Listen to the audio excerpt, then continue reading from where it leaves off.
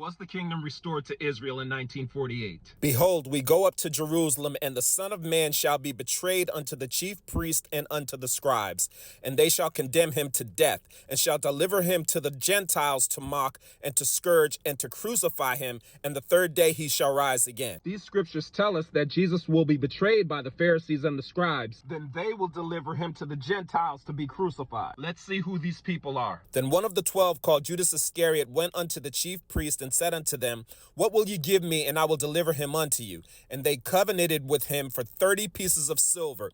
And from that time he sought opportunity to betray him. Jesus was betrayed by his own people, Jews. Now, out of all the races on the earth, what race will sell their own people out for some money? Think about it.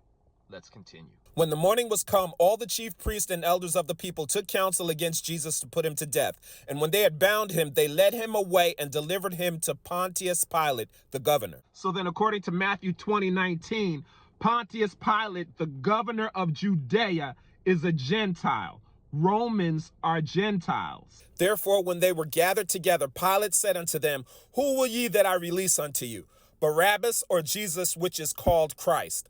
For he knew that for envy they had delivered him. Now, out of all the races of the earth, what race is going to have a problem with their own, then not solve the matter between them, but take it to the courts? On top of that, what race on earth is going to want you crucified and killed because they're jealous of you?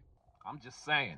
Let's continue. Then the soldiers of the governor took Jesus into the common hall and gathered unto him the whole band of soldiers, and they stripped him and put him on a scarlet robe. And when they had platted a crown of thorns, they put it upon his head, and a reed in his right hand, and they bowed the knee before him, and mocked him, saying, Hail, King of the Jews!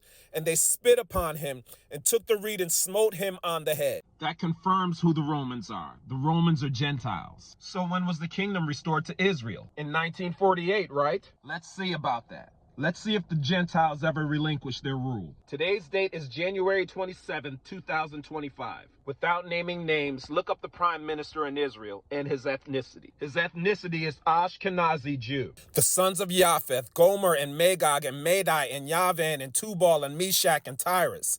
And the sons of Gomer, Ashkenaz. Reading down verse 5. By these were the isles of the Gentiles divided in their lands, everyone after his tongue, after their families, and in their nations. Ashkenaz is a descendant of Japheth, who is a Gentile. Ashkenaz is not Semitic because Japheth is the brother of Shem. Thrones are established by bloodlines. Gentiles still rule Israel and will continue until Jesus returns. That means that the true Jews are not in Israel. They are Negroes who are scattered to the four corners of the earth.